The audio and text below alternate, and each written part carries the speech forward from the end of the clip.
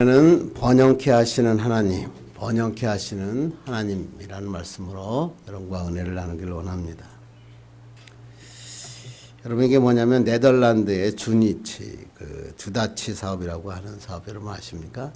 이 네덜란드라고 하는 이름 자체가 네더라는 게 낮은 이런 뜻이고 랜드, 땅이라는 뜻입니다.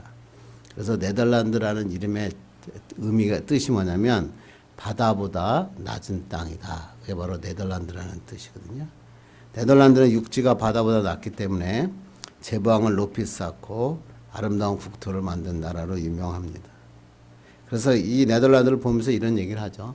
신은 세상을 창조했으나 네덜란드는 땅을 만들었다. 이런 얘기를 많이 합니다. 네덜란드의 국토는 인공적으로 만들었다고 해도 과언이 아닙니다. 그 네덜란드의 그 사업의 가장 주안점이 뭐냐면 네덜란드의 주다치 사업입니다. 여러분 그 지도에서 보는 것처럼 북해의 에이셀만과 마르크만 그것을 막습니다. 그걸 갖다가 그걸 막고 1927년에 착공해서 1932년에 완공되는데 이 간척 사업을 통해서 16만 5천 헥타르 땅. 그러니까 우리 남한으로 얘기하면 남한의 한 3분의 1 정도 땅의 지경을 넓히는 놀라운 역사가 일어납니다. 우리나라도 비슷한 게 있죠. 새만금 간척 사업이라고 그러죠. 근데 우리나라 새만금보다 무려 8배나 더 큰 규모고 제방의 높이가 6m, 제방의 길이가 무려 32.5km가 됩니다. 세계에서 가장 큰 제방이었고 20세기 7대 불가사의 구조물로 꼽혔는데 우리나라가 새만금 사업을 하면서 32.75인가 32.5보다 조금 더 길게 해가지고 거의 더 길게 한국인의 특성을 우리가 볼 수 있죠. 하여튼 무려 32.5km나 되는 제방을 쌓고 그곳에 땅을 만들어서 그것에 많은 사람들이 물을 흘러가게 하고 갖고 간척지마다 숲을 만들고 물이 흘러가게 되고 카페를 만들고 관광객들이 이국적인 분위기를 느낄 수 있도록 만들었다. 그랬더니 무려 매년 500만 명의 관광객들이 몰려들었고 연간 10억 달러의 경제적인 효과를 발생시키고 있다. 그래서 네덜란드에 가면 항상 풍차와 튤립이 가장 이미지가 강하다. 그렇죠. 가장 먼저 떠오르는 나라죠. 간척지에다가 튤립을 키워가지고 그 간척지에 튤립으로 가득 찬 그 모습. 바다를 이용해서 풍차를 통해 전력을 공급하는 것. 그래서 새로운 지경을 넓히고 그 다음에 많은 사람들에게 자연적인 환경을 통해서 감명을 준 나라. 그 나라가 바로 네덜란드라고 얘기합니다.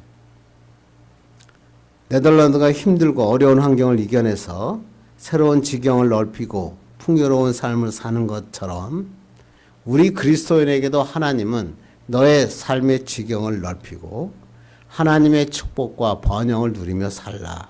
하나님이 원하시는 하나님의 명령이십니다. 그래서 하나님께서는 인간을 창조하신 후에 제일 첫 번째 주신 명령이 뭐죠? 생육하고 번성하여 땅에 충만하라. 그런 말씀이었죠. 원어를 그냥 직역하면 번영하라, 번성하라, 채우라, 장악하라, 그리고 주도하라. 엄청난 말씀입니다.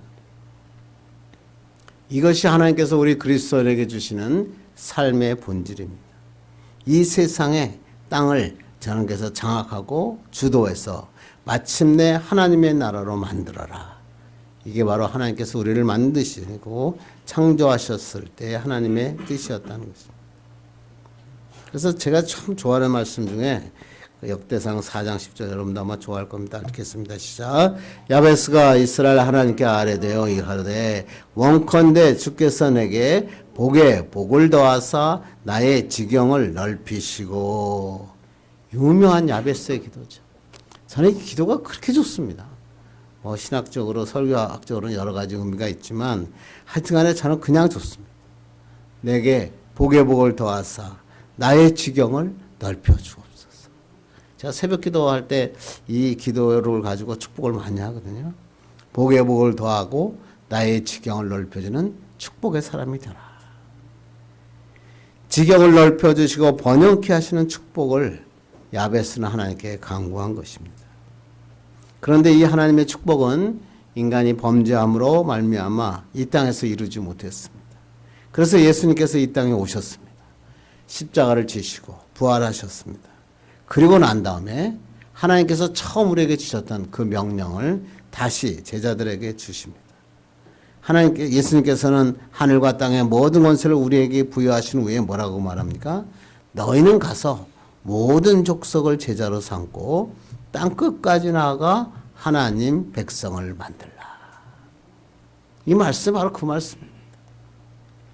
복음을 통하여 온 땅을 정복하고 온 땅이 복음으로 가득 차게 만들라고 하시는 하나님의 지상명령. 그러므로 우리는 이 인생을 살아가면서 이 지상명령을 잊지 않고 살아야 갈 때 가치 있는 삶을 살 수 있고 참된 열매를 맺는 삶을 살 수 있다는 것입니다. 오늘날 사람들은 번영 그러면 많은 생각을 합니다. 그리고 많은 얘기를 합니다. 예, 맞습니다. 물질적인 번영도 참 중요합니다.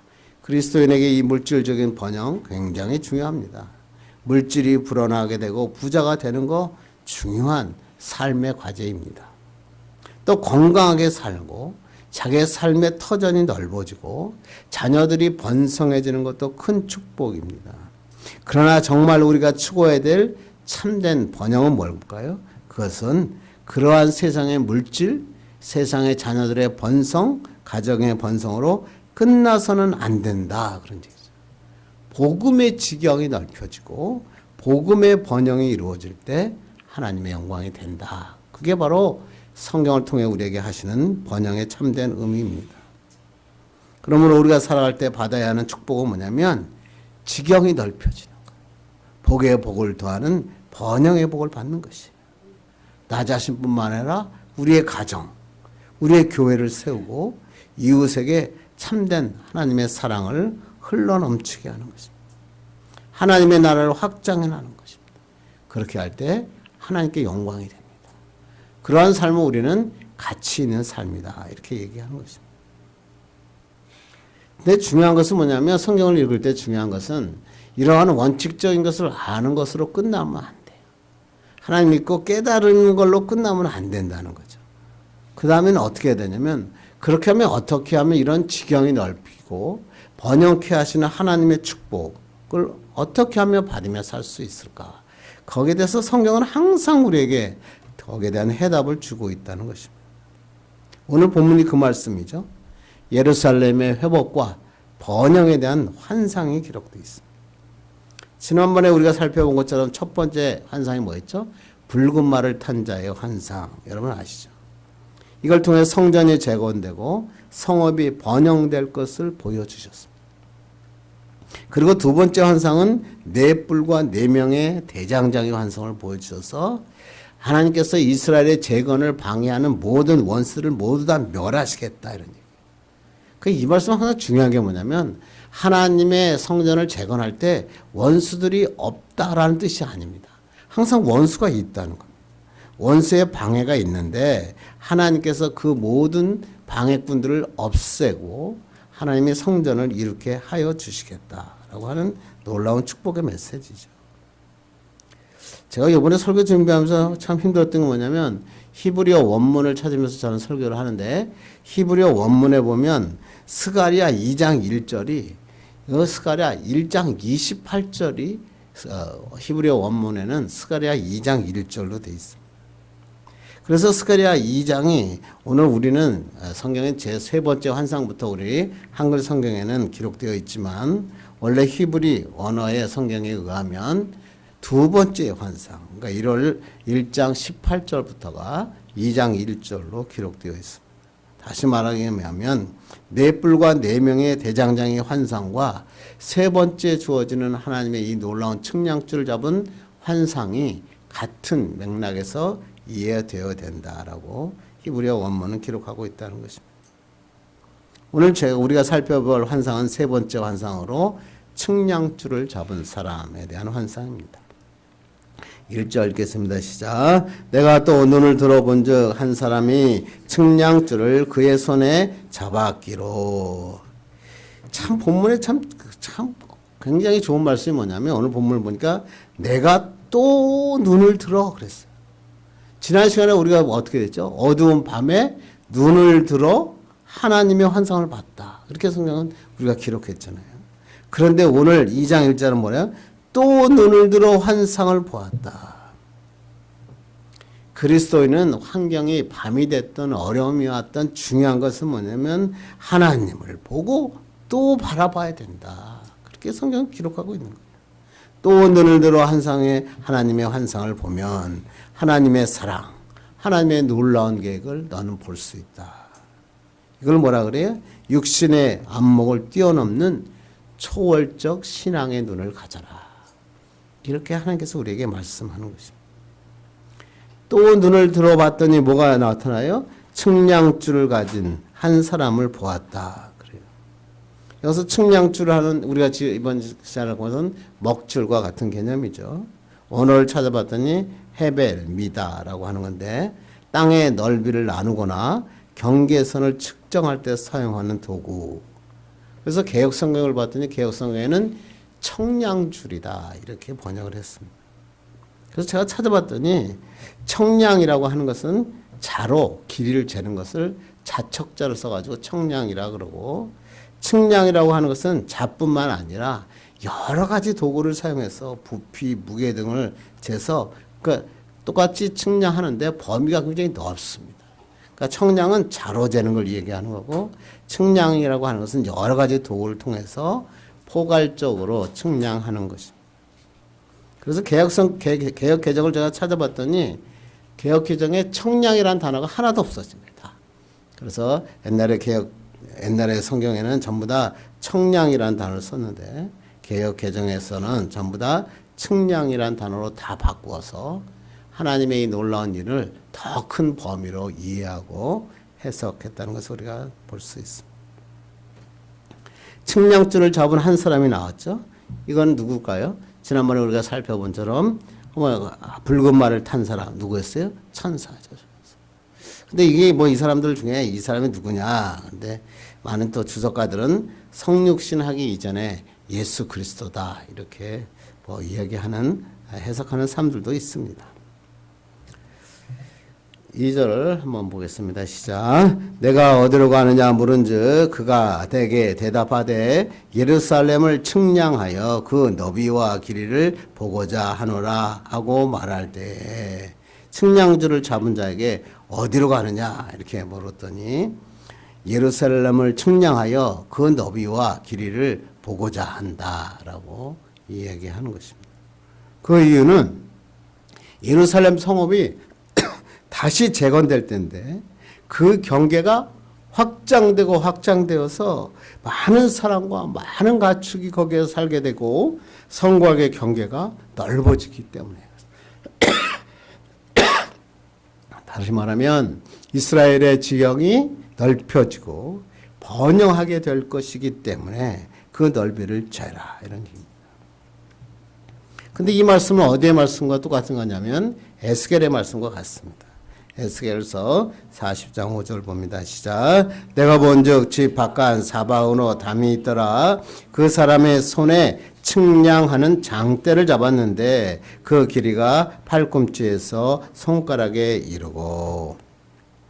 에스겔의 환상과 지금 오늘 스갈의 환상은 좀 다르죠. 에스겔의 환상은 뭐냐면 이스라엘이 바벨론의 포로로 잡혀갔을 때 에스겔을 통해서 보여주는 환상이고 스가랴는 이 사람들이 포로에서 돌아와서 하나님의 예루살렘 성전을 16년간 재건하지 못하고 있는 상태에서 보여주는 환상입니다. 지금 에스겔은 바벨론의 이스라엘 사람들이 포로로 잡혀갔을 때 이스라엘 백성에게 앞으로 세워질 예루살렘의 청사진을 보여줍니다.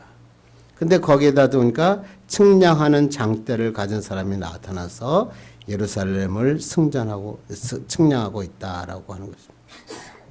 이 사람은 하나님의 놀라운 축복을 받고 그들은 그 삶에서요 지금 포로 생활의 절망 가운데 있을 때 에스겔을 통해서 하나님께서 말씀하시는 것입니다. 희망을 잃지 마라. 하나님께서 너에게 예루살렘 성전을 놀랍게 재건하여 주실 것이다 라고 하는 포로 가운데 주시는 메시지였다는 것입니다. 그런데 오늘 이 시간은 포로로 돌아와서 귀환하고 난 다음에 예루살렘으로 돌아왔는데 예루살렘이 아직도 황폐합니다. 절망할 수밖에 없는 어두운 밤이었습니다. 그때 하나님께서 스가랴를 통해서 에스겔에게 주셨던 그 말씀을 다시 한번 환상을 기억하게 하신 게 오늘 본문입니다. 포로로 잡혀갔을 때 이스라엘 백성이 에스겔 선지자의 이 놀라운 환상의 메시지를 듣고 가슴 뛰면서 포로 생활을 이겨냈거든요. 그런데 이제 다시 한번 너희들이 이 포로에서 돌아왔으니까 이제 진짜 하나님께서 예루살렘 상을 얼마나 넓이 하나님께서 축복하여 주실 것인지 너희는 그것을 보아라. 그러면서 스가랴를 통해서 말씀하고 있습니다. 4절 보겠습니다. 시작. 이르되 너는 달려가서 그 소년에게 말하여 이르기를 예루살렘은 그 가운데 사랑과 가축이 많음으로 성곽 없는 성읍이 될 것이라 하라. 야, 저는 이거 너무나 은혜를 받았어요. 에스겔서를 보면요, 문 하나에 한 척이 몇 척이고 몇 척이고 치수까지 다 보고 했는데 지금 스가랴는 뭐라고 얘기했냐면 얼마나 축복을 주시냐면 성곽 없는 성읍이 될 것이다. 성곽이라는 말은 호마라는 말인데 성벽을 말합니다. 그러니까 성곽이 없다는 말은 예루살렘이 파괴되었다 그런 뜻이 아니라 너무나 흥왕하여 사람들과 가축이 가득 차서 그들이 성곽이 없이 막 넓은 광야를 살게 될 것이다. 놀라운 축복이요. 지경이 넓혀지는데 얼마나 넓혀졌으면 경계가 없어질 정도로 넓혀졌다. 엄청난 성장과 번영을 의미하는 희망에 희망을 더하는 축복의 메시지인 것입니다. 사실 이스라엘 백성들이 포로에서 들어와 보니까 예루살렘이 현실은 척박했겠죠. 사람들은 다 떠나갔고 땅은 황폐했고 미래에 대한 희망은 전혀 보이지 않았어요. 그런데 오늘 하나님께서 뭐라고 앞으로 하나님께서 이 예루살렘에 사람들이 수도 없이 많아질 거고 가축의 숫자가 너무 많아서 성곽이 다 허물어질 정도로 창대하게 되리라 환상을 보여주신 거예요. 지경이 넓어지고 번영하는 축복을 받게 될 것이다. 이 놀라운 축복의 말씀이죠. 근데 그걸로 끝나시는 게 아니라 2장 5절 보겠습니다. 시작. 여호와의 말씀에 내가 불로 둘러싼 성곽이 되며 그 가운데에서 영광이 되리라. 이제부터는 사람들이 세우는 성벽이 아니라 하나님께서 너희들의 불성곽이 되어 주시겠다. 이런 얘기예요. 너희를 지켜주시겠다. 이스라엘 지키는 것은 너희들이 쌓아올린 성곽, 사람들이 쌓아올린 성곽이 아니라 하나님이시다. 놀라운 축복의 말씀이죠.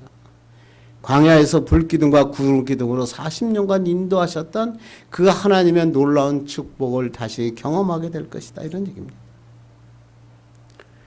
오늘 하나님께서는 포로에서 귀환하여 예루살렘 성전을 건축해야 됨에도 불구하고 16년간 중단하고 절망의 밤을 맞이하고 있는 이스라엘 백성에게 너의 지경이 넓혀지고 번영의 축복이 임할 것이다 라는 비전, 환상을 보여주신 것입니다.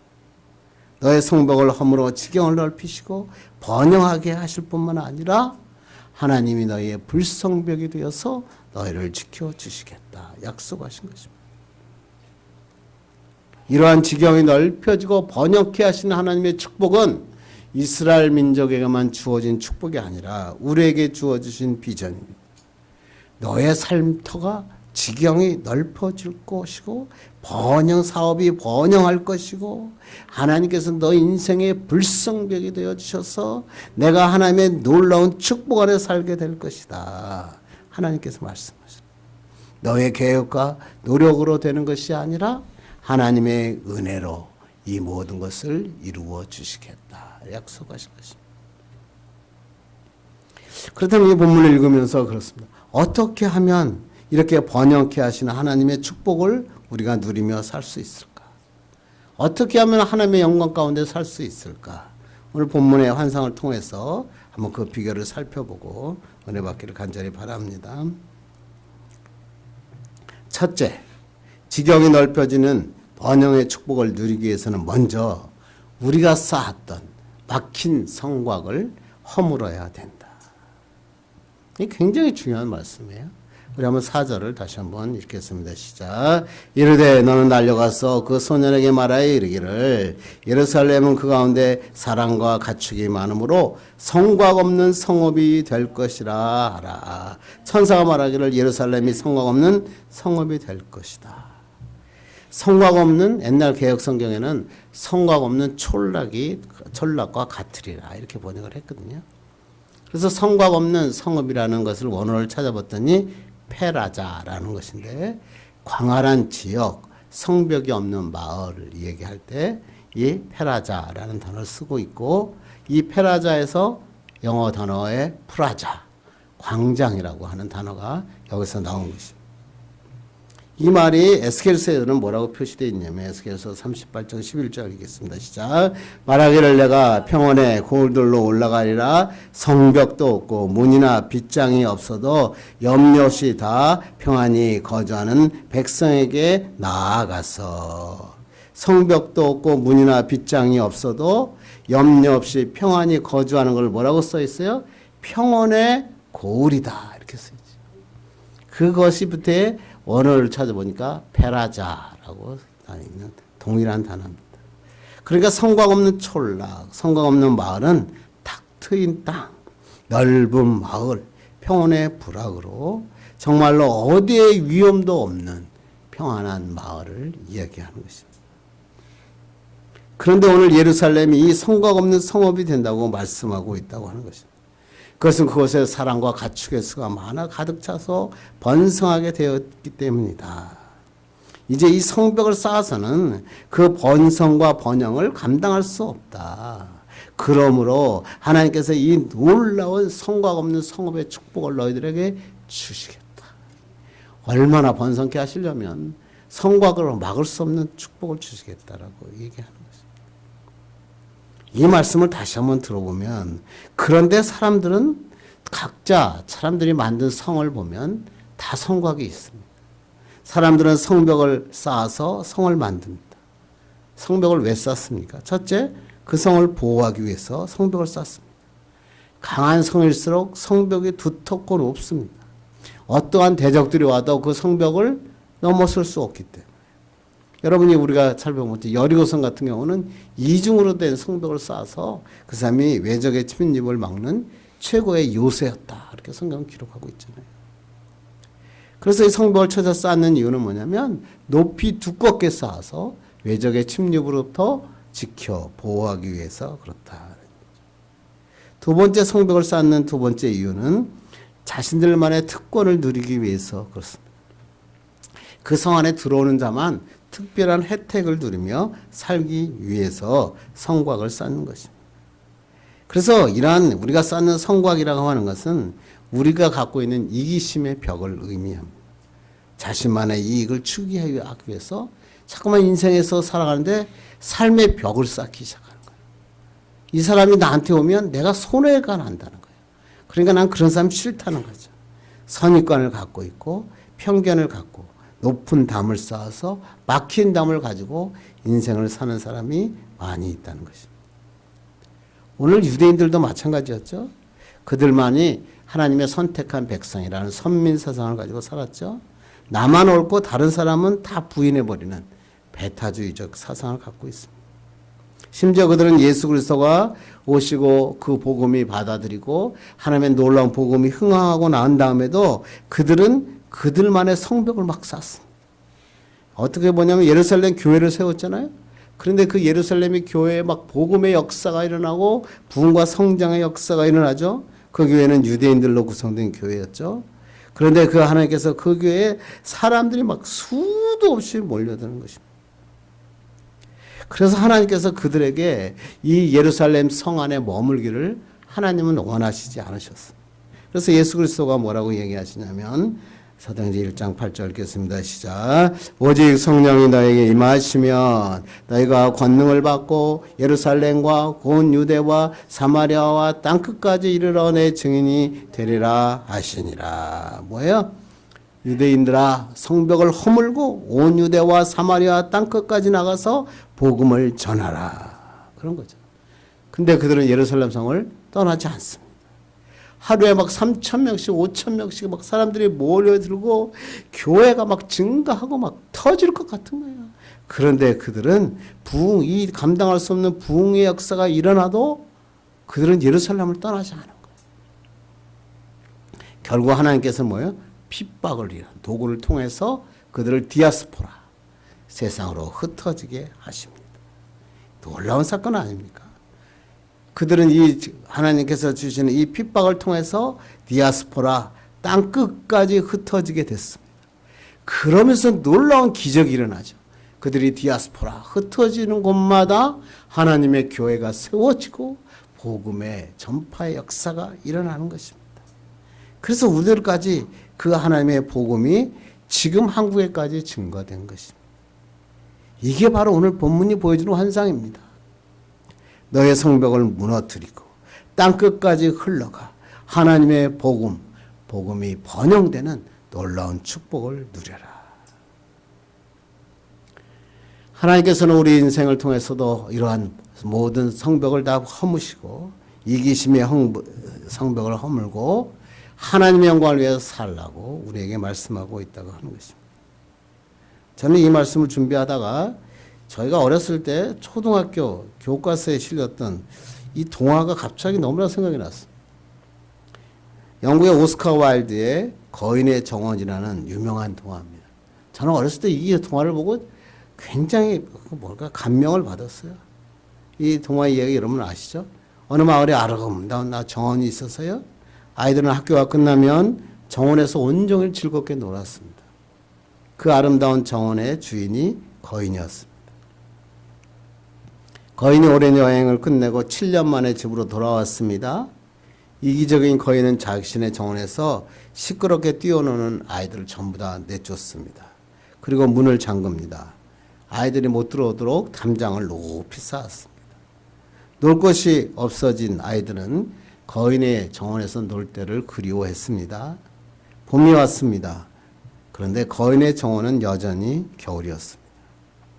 겨울이 계속되자 정원은 눈과 서리로 뒤덮였고 북풍과 우방은 정원을 차갑게 핥히고 다녔습니다. 외로운 거인은 봄을 기다렸지만 봄도 여름도 가을도 거인의 정원에는 찾아오지 않았습니다.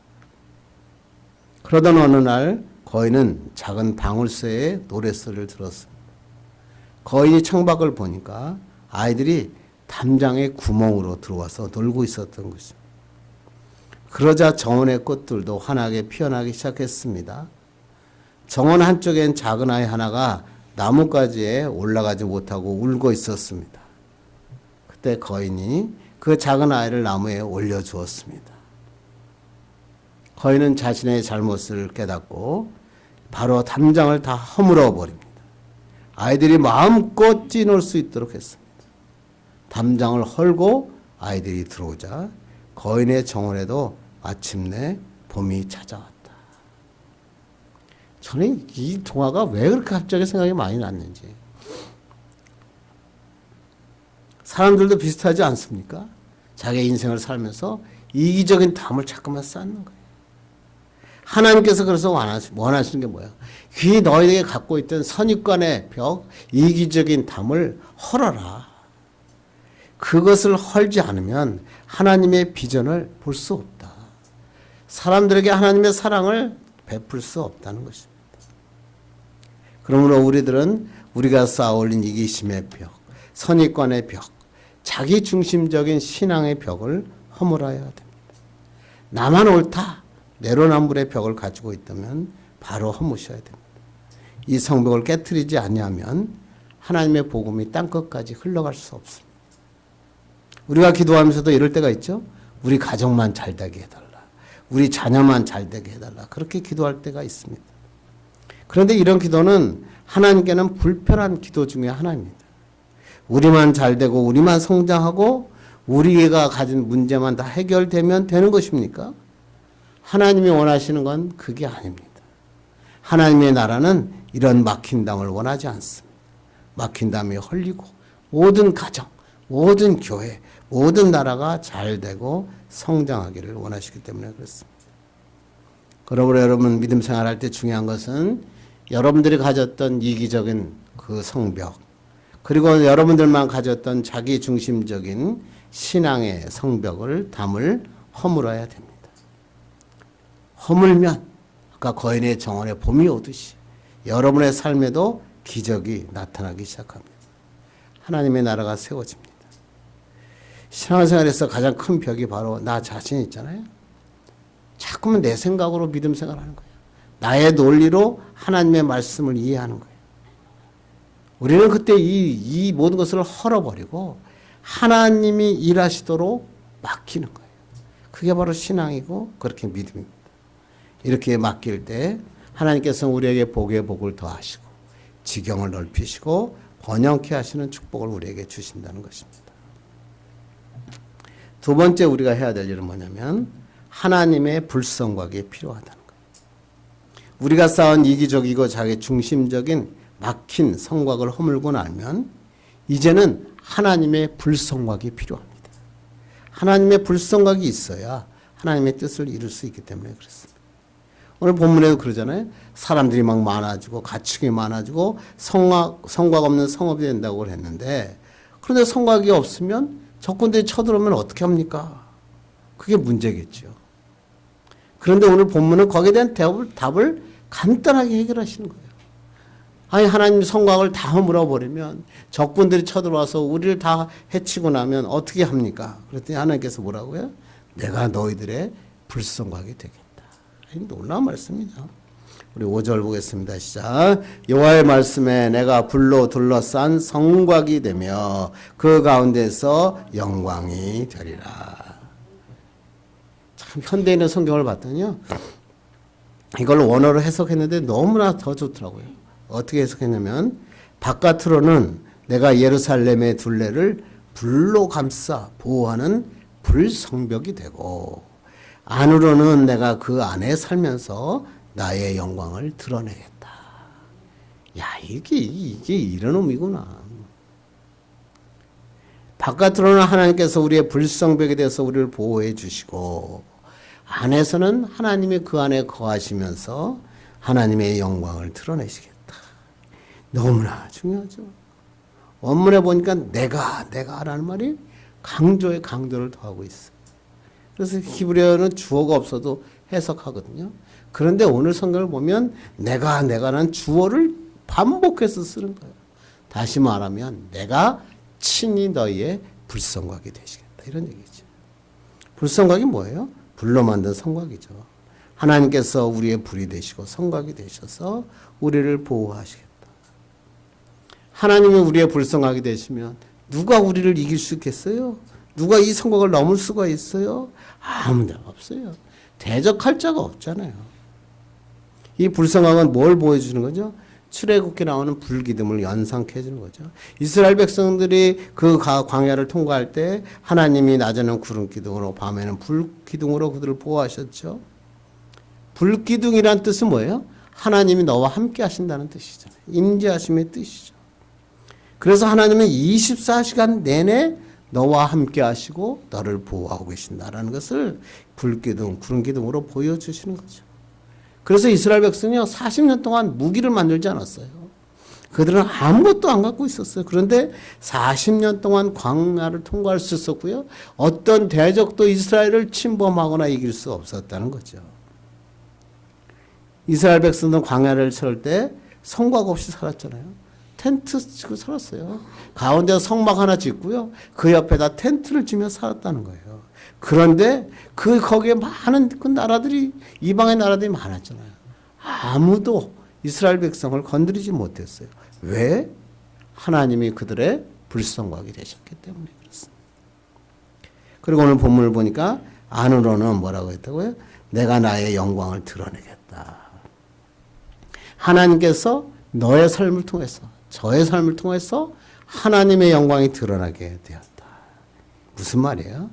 하나님의 영광을 체험하며 살게 하시겠다. 그런 얘기죠. 내 힘으로 할 수 없을 때 하나님의 능력을 체험하고 내가 걱정하고 근심할 때 하나님께서 모든 것을 해결해 주시고 하나님의 영광이 드러나는 삶을 살 수 있게 하셨다. 이렇게 약속하시고 축복하시는 거예요. 바로 이것이 뭐예요? 하나님의 임재하심, 쉐키나의 영광이라 그럽니다. 하나님이 임재하셔서 너와 함께 하시겠다.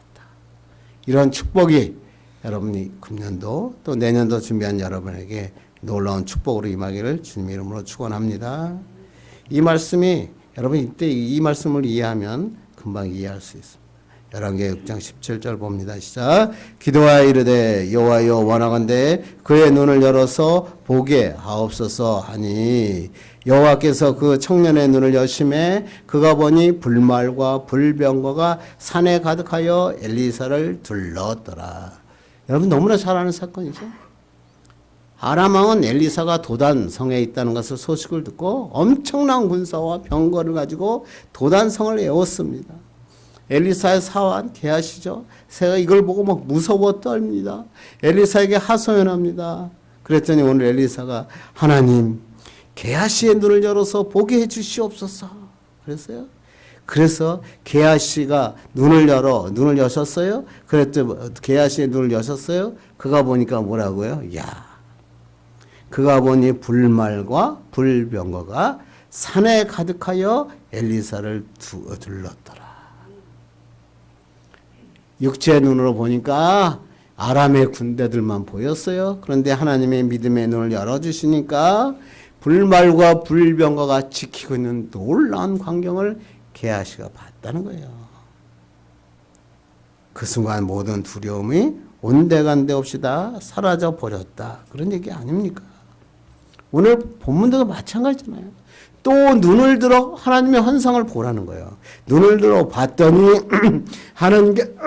하나님께서 우리의 불병거와 불말을 가지고 우리를 지켜주고 계시는 하나님을 볼 수 있느니라. 하나님께서 너를 통해서 놀라운 일을 이루시도록 하나님께서 너의 인생에 불말과 불병거를 보내서 너희들의 불성하게 되어 주시겠다. 너를 통해서 하나님의 영광이 드러나게 하시겠다라고 얘기하는 겁니다. 그래서 이사야 선지자가 이렇게 고백합니다. 이렇게 씁니다. 시작. 여호와께서 거하시는 온 시온산과 모든 지폐 위에 낮이면 구름과 연기, 밤이면 화염의 빛을 만드시고 그 모든 영광 위에 덮개를 두시며. 이 엘리사 선지자의 고백 여러분들 너무나 막 은혜가 되잖아요. 낮이면 구름과 연기로, 밤에는 화염의 빛으로 우리를 지켜주시고 모든 영광 위에 덮개를 덮어주시겠다. 세상 올 때 육안으로 보지 말고 믿음의 눈으로 바라보는 거예요. 이게 신앙이고 이게 믿음입니다. 세상 사람들이 보기에는 예수 믿는 사람들 저렇게 연약하고 의지할 것 하나도 없는 사람처럼 세상 사람들은 볼 수 있어요. 그런데 우리를 지키시고 우리를 인도하시는 분은 하나님이십니다. 하나님께서 쉐키나 임재하셔서 우리를 지키시고 보호해 주시고 하나님이 우리의 불성각이 되어 주시고 우리는 그래서 어떻게 해요? 걱정하거나 두려워할 필요가 없는 거예요. 내 인생을 다 하시는 주님이 나를 인도하시고 지켜주신다는 것입니다. 옛날에 나폴레옹 군대가 러시아를 정복하러 적국을 통과하고 있을 때의 일이었다 그럽니다. 이때 아이들과 함께 살고 있던 한 독실한 기독교 신자인 과부가 나폴레옹 군대들이 두려워서 하나님께 이런 기도를 했습니다. 그 아들들을 다 모아놓고 오 하나님 우리 집 주위에 성벽을 쌓으셔서 우리를 지켜 주옵소서. 아무도 우리 모자를 해치지 못하게 하여 주옵소서. 간절히 기도했습니다. 그날 밤 잠자리에서 막내가 형에게 묻습니다. 형, 아까 엄마가 가정 예배 때 기도했는데 우리 주위에 성벽을 쌓아달라고 기도했는데 그 성벽이 뭐야? 그러자 그 형이 말합니다. 글쎄 그건 나도 모르겠는데. 그날 밤 아이들은 어머니가 기도드린 성벽이 무엇인지 궁금하며 잠이 들었다고 합니다. 그 다음날 아침에 막내가 일어나자마자 난리가 났습니다. 그 막내가 이렇게 얘기합니다. 형, 저기 좀 봐. 하나님께서 성벽을 쌓으셨어. 소리를 쳤습니다. 온 가정이 놀라서 창밖을 바라봤습니다. 밤새도록 눈보라가 쳐서 집 주위를 온통 눈으로 덮어버린 것입니다. 집이 어디에 있는지조차 구별할 수 없을 만큼 하나님께서는 온 마을을 눈 성벽을 쌓아버리신 것입니다. 나폴레옹 군대들의 위협으로부터 보호를 받을 수 있었다는 것입니다. 이때 이 아이들은 이러한 기도를 드리는 어머니의 기도를 체험하고 난 다음에 그들의 인생은 어떻게 바뀌었겠어요? 하나님만 의지하며 살지 않았겠습니까? 하나님은 불성각도 되시고 눈성각도 되십니다. 그것이 우리의 소망이죠. 하나님은 지금도 나를 지켜주실 뿐만 아니라 앞으로도 영원히 지켜주십니다. 왜? 우리는 하나님의 백성이기 때문에 그렇습니다. 그러므로 캄캄한 밤에, 어두운 밤에 있을 때 눈을 들어 하나님을 보셔야 됩니다. 또 눈을 들어 하나님을 보셔야 됩니다. 그렇게 또 눈을 들어 보면 하나님의 불병거와 불말 그리고 불성각을 볼 수 있습니다. 믿음의 눈을 드십시다. 금년도 마무리하면서 여러분이 믿음의 눈을 열고 이 하나님의 놀라운 불성각과 임재하심의 축복을 누리며 살기를 바랍니다. 이제 말씀을 맺으려고 합니다. 저번에도 제가 한번 설교 때 했었던 얘기인데 예수전도단의 설립자인 로니 앤 커링햄 목사님이 쓴 글 중에 벼랑 끝에 서는 용기, 아주 바이블 중에 바이블이라고 그러죠. 그 책을 보게 되면 그분이 하나님의 사역을 하면서 경험했던 수많은 기적들을 그 책 속에 기록했죠. 그 중에서 그가 처음 선교사가 됐을 때 처음에 경험했던 아주 작은 것이지만 평생 그의 삶에 교훈이 됐던 한 이야기를 적어놓습니다. 로렌 목사님이 선교 훈련을 받기 위해서 아프리카 지역을 방문하고 그건 나이지리아 동부에 있는 한 지역에서 사역을 하기 위해서 현재 사역하고 있는 나이 드신 선교사님과 함께 차를 타고 길을 가고 있었다고 합니다. 로렌 목사님은 젊었고 그때 막 선교의 일을 시작했는데 사람들에게 이 닷새 동안 설교를 해달라는 부탁을 받고 나이든 선교사와 함께 지낼 예정으로 차를 타고 가고 있었습니다. 그런데 갑자기 비포장도로에서 돌멩이가 차에 부딪히는 소리가 나고 그 소리가 나자 나이든 선교사님이 내려서 이 로렌 선교사에게 이렇게 얘기합니다. 실망시켜 드려 죄송합니다. 당신을 데리고 갈 수가 없게 되어 정말 미안하게 생각합니다. 새 타이어로 바꿀 돈을 마련하면 세금 포함해서 $45가 필요한데 저희는 돈이 없습니다. 어떻게 해야 될지 모르겠습니다. 그때 작은 소리가 이 로렌의 마음속에 들려왔습니다. 너한테 $45가 있잖아. 그렇지만 로렌은 내가 가진 건 그것뿐이에요 라고 저항했습니다.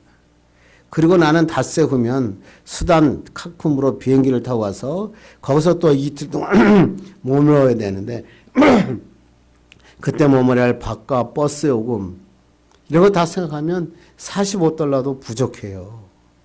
내 그 돈 다 쓰고 나면 나는 어디서 잠을 자고 나는 뭘 먹고 어떻게 수단까지 갈 수 있습니까? 막 항의했습니다. 아주 합리적인 항의죠. 여기서 이것을 다 쓰고 나면 다음 일이 다 뭉개지니까. 그러자 그 로렌 목사님의 그 마음에 만약 그 사람이 너의 어머니 아버지라면 그 선교사에게 너가 돈을 드렸지 않을 거냐라는 생각이 들었다고 합니다. 그래서 로렌은 월트 선교사님 타이어를 제가 사겠습니다. 당장 그걸 사러 갑시다. 그렇게 말하고 타이어를 갈았는데 $42가 든 것입니다. 주머니에는 $3밖에 남아있지 않았습니다. 힘이 들었지만 도착하고 나니까 글쎄 2,000명이 넘는 사람들이 복음을 듣기 위해 기다리고 있었습니다. 45불 때문에 만약에 이것에 오지 않았다면 이 많은 영혼들은 어떻게 되었겠는가. 닷새간의 생활이 시작되었는데 밤낮으로 놀라운 날들이 이루어집니다. 가는 동네마다 수천 명이 모였고 영화 상영이 끝나고 난 뒤에 메가폰을 들고 통역관의 도움으로 설교를 했는데 놀라운 일들이 막 일어나는 것입니다. $45하고는 비교도 안 되는 일들이 일어난 축복의 역사에 일어난 것입니다. 그렇지만 이 로렌만이 아는 운명의 토요일이 다가오고 있었습니다. 나는 돈이 3달러밖에 없는데 이 수단 카쿤까지는 어떻게 갈 수 있는가? 그런데 마지막 날마다 우체국에 들렸던 월트 씨가 로렌과 함께 우체국에 들렸는데 놀라운 말을 전합니다. 이거 봐요, 로렌 씨. 사람들이 여기까지 당신을 찾아냈군요. 그리고는 로스앤젤레스에 사는 친구 몇 명이 보낸 편지를 건네주었습니다. 그 편지를 딱 열어봤더니 침이 꿀꺽거렸다. 150달러가 그 안에 있었어. 45달러 타이어 값의 3배가 넘는 돈이었습니다. 더 놀라운 일은 뭐냐면 아프리카 오지에 어디 간다고 누구에게 한 번도 말한 적이 없는데 어떻게 그 친구들이 이 아프리카 여기에까지 와서 그 돈을 보낼 수 있느냐는 것입니다. 그때 로렌이 깨달았다고 합니다. 우리 인간의 지식은 한계가 있지만 하나님께서는 전지하시고 모든 것을 다 보시고 모든 것을 다 아신다. 이 어렸을 때 이 체험이 이 로렌의 인생을 바꿔놓습니다. 이것을 깨달은 후 로렌은 사역을 할 때마다 돈 따라가지 않게 됐답니다. 믿음 따라가는 신앙의 길을 걷게 되었다는 것입니다. 하나님께서 부르시는 어디든지 돈 한 푼 없이도 나가면 하나님이 다 채워주시고 다 인도하여 주신다는 것입니다. 그렇게 사명을 감당했더니 실제로 평생에 있어서 이런 놀라운 축복을 경험하며 살게 되었다. 여러분이 이렇게 한번 간증하며 살면 얼마나 좋겠습니까? 우리도 마찬가지 아닙니까? 하나님의 일을 하면서 물질 때문에, 사람 때문에, 여건 때문에, 막힌 담 때문에 걱정하지 말라는 겁니다. 하나님이 우리의 막힌 담을 헐어버리십니다. 성벽을 없애시겠다. 복의 복을 더하여 우리의 지경을 넓혀주겠다. 우리의 볼성각이 되셔서 불병과 불말로 우리를 지켜주신다고 우리에게 말씀하고 있다고 하는 것입니다. 그렇습니다. 우리는 하나님이 정해주신 놀라운 길을 향해 달려가시기 바랍니다. 하나님께서는 우리의 모든 성벽을 허시고 우리에게 복의 복을 더하시고 지경을 넓혀주시고 우리의 불성각이 되어 우리를 지켜주십니다.